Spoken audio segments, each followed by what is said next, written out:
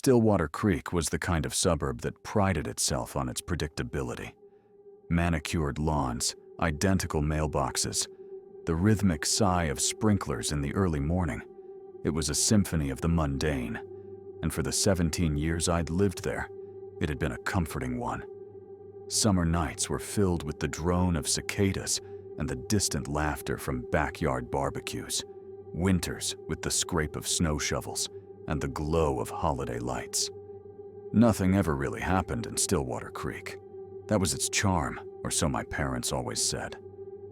The old Blackwood house at the very end of our cul-de-sac had been the one slight deviation from this perfection. It wasn't haunted, not in the traditional sense, but it had sat empty for as long as I could remember, its paint peeling, its garden overgrown into a wild tangle. It was the neighborhood's quiet, slightly melancholic ghost, a reminder that not everything could be perfectly controlled. Kids told stories about it, of course, the usual fare of hermits and hidden treasures. But mostly, it was just there, an accepted, if slightly shabby, part of the landscape. So, when the sold sign went up one crisp October afternoon, it was the biggest news Stillwater Creek had seen in years. Speculation ran rampant. Was it a developer? A young family? A reclusive artist? The answer, when they finally moved in a few weeks later, was both more and less than we'd imagined. The Ashworths, a family of 4, a mother, a father, and 2 children, a boy and a girl, who looked to be around 10 and 8 respectively. They were neat. That was the first word that came to mind. Their moving truck was spotless, the boxes uniformly sized and labeled with an almost unnerving precision. Mr. and Mrs. Ashworth were both dressed in muted, practical clothing. Sensible slacks, plain button-down shirts. Even the children wore clothes that seemed to lack any individual flair. Simple dark jeans and solid-colored sweaters. They were polite enough when encountered. A brief nod from Mr. Ashworth if he was outside when you drove by. A thin, almost practiced smile from Mrs. Ashworth if she happened to be retrieving the mail. But they were reclusive, intensely so. The Blackwood house, once a symbol of gentle decay, was quickly transformed. The overgrown garden was raised and replaced with perfectly symmetrical, low-maintenance gravel beds. The peeling paint was covered with a fresh coat of an unremarkable beige. The curtains in their windows, always a bland off-white, were perpetually drawn, or so it seemed. The first oddity I noticed was the lights. Sometimes late at night, when I was up doing homework or, more likely, scrolling through my phone, I'd glance out my bedroom window, which offered a partial view of the Blackwood house down the street. Their lights would be on, in multiple rooms, but there was never any sign of movement. No shadows passing the windows, no flicker of a television, just a still, unwavering glow. It was like a stage set, waiting for actors who never arrived. Then the small glitches started. Fleeting things, so quick I doubt I'd even seen them. One afternoon, walking home from school, I glanced at the street sign for Elm Lane, our street, and for a split second, it seemed to read Sector 7. I blinked, and it was Elm Lane again. Just a trick of the light, I told myself. Another time, my neighbor Mr. Grantham's familiar blue sedan, parked in his driveway every day for the past decade, looked almost purple for a moment, before snapping back to its usual faded blue. I blamed eye strain. These little ripples in the fabric of Stillwater Creek's predictability coincided, I realized later, almost perfectly with the Ashworths' arrival. The real unease, though, began with the Ashworth children. I saw the little girl, Lily, I think her name was, one Saturday morning. I was riding my bike past their house, and she was standing in the middle of their newly graveled front yard. Just standing. Staring straight ahead, at nothing in particular. Her posture was unnaturally rigid, her small hands clasped in front of her.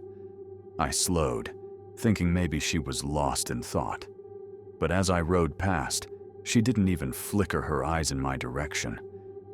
Hours later, on my way back from a friend's house, she was still there. Same spot. Same pose. The sun had shifted, casting long shadows, but she hadn't moved an inch. It was profoundly unsettling. The next morning, she was gone, and the gravel looked undisturbed. The glitches around me became a little more pronounced. Once, while walking down the sidewalk, I experienced what felt like a tiny loop, the same crack in the pavement, the same chirp of a sparrow, the same distant car horn, all repeating for about 3 seconds before snapping back to normal. I stumbled, my head spinning, convinced I was coming down with something. Another time, I was talking to my friend Sarah on the phone, and a sentence she said, "So, Mr. Henderson gave us a pop quiz today. Can you believe it?" Repeated, word for word, tone for tone, about 5 seconds after she'd first said it. When I asked her if she'd said it again, she sounded confused and said no. I tried talking to my parents about these things, the lights at the Ashworths, the strange stillness of their daughter, the little blips in my perception. My mom said I was probably just tired and stressed from school. My dad, ever the pragmatist, suggested I get my eyes checked. My friends were equally dismissive. "You're imagining things, Alex," Sarah said, with a laugh that felt a little too forced. I started to feel a chasm opening up between me and everyone else, a sense of isolation that was new and deeply uncomfortable. Was I the only one seeing these things? Was I going crazy? I decided I needed to know more about the Ashworths. Maybe if I understood them, the other strange things would make sense. One afternoon, the soccer ball I was idly kicking in my front yard rolled, as if by some unseen force, directly towards their property, coming to a stop on their perfect gravel. This was my chance. Taking a deep breath, I walked over and rang their doorbell.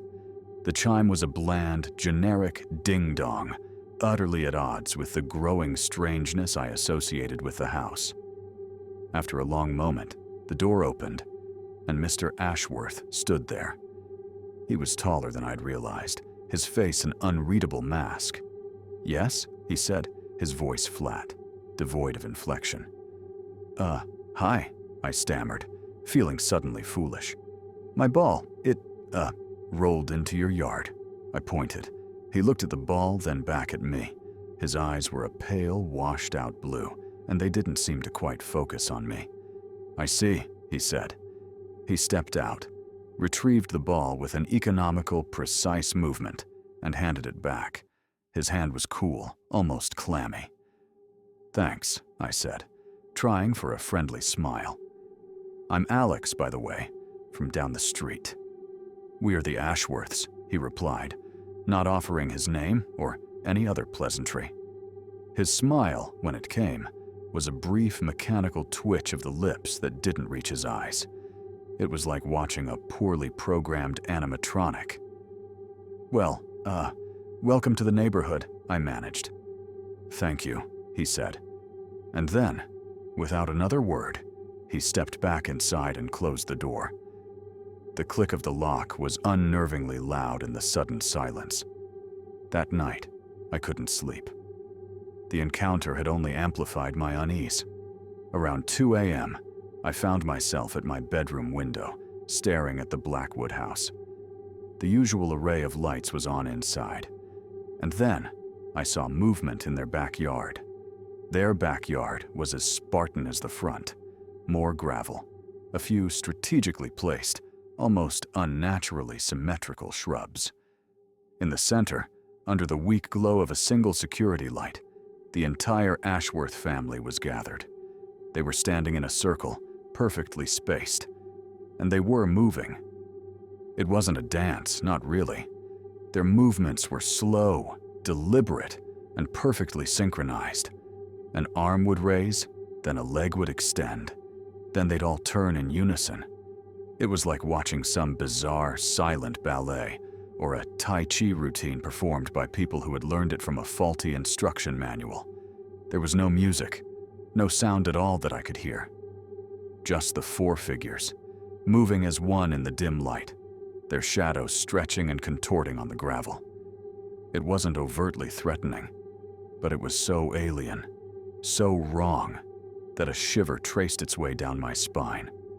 I watched for what felt like an hour, until they stopped as suddenly as they'd begun, turned in unison, and walked back into the house, disappearing into the unwavering glow of the interior lights. The glitches intensified after that. My alarm clock would show impossible times, 2573, or HH:MM. Food in the fridge would taste faintly of something metallic, only for a moment.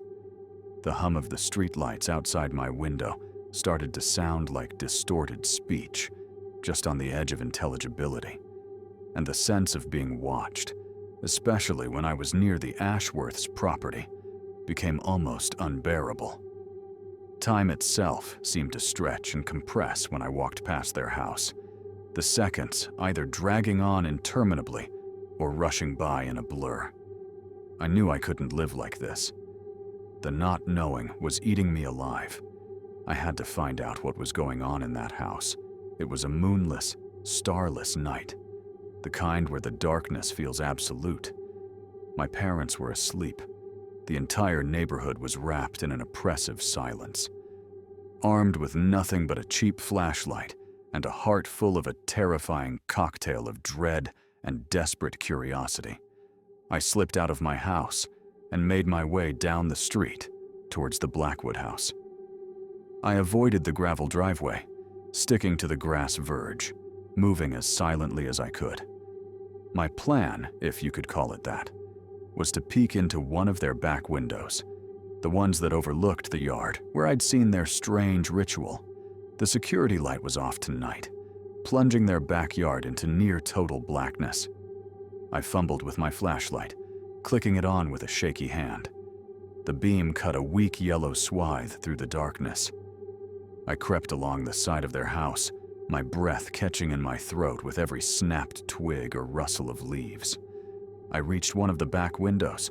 The curtains, for once, were slightly ajar, a thin vertical sliver of darkness against the deeper black of the unlit room inside. I pressed my face close to the cool glass, angling my flashlight to try and get a glimpse.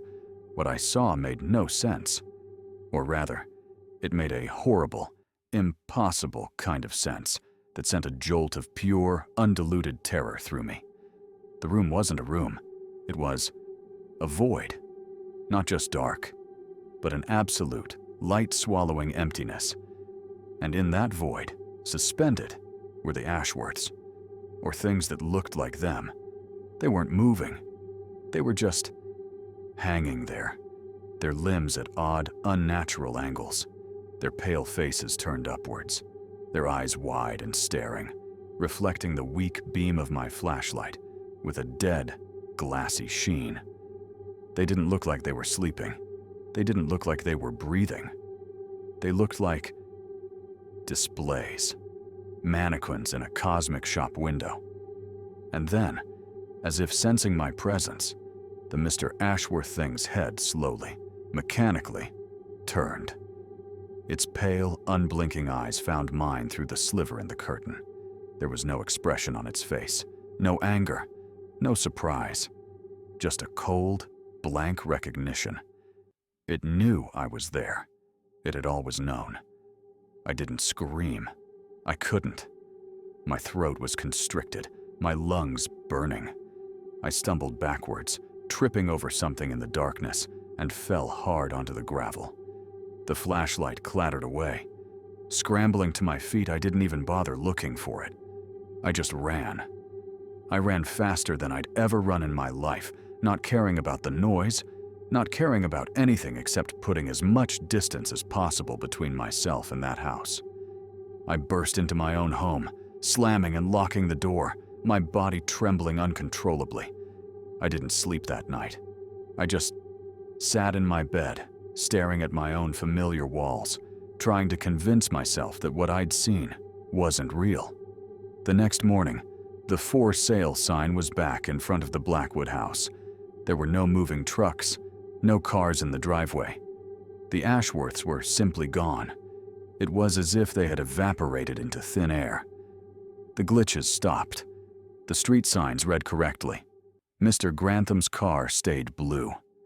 The oppressive silence around the Blackwood house lifted, replaced by the usual suburban hum. Stillwater Creek returned to its comfortable, predictable rhythm. I never told anyone what I saw. Who would believe me? Sometimes, I even doubted myself. Maybe it was a dream, a hallucination brought on by stress and lack of sleep. But the memory of those pale, staring eyes, suspended in that impossible void, is seared into my brain. The Blackwood house remains empty.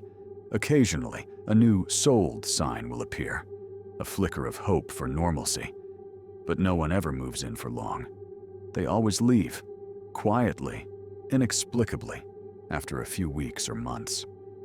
I still live in Stillwater Creek. It still looks perfect on the surface. But now, I know that beneath the manicured lawns and the identical mailboxes, there are cracks. And sometimes, when the night is too quiet and the shadows are too deep, I can't help but wonder what else might be lurking just out of sight, waiting to remind us that nothing is ever truly as it seems.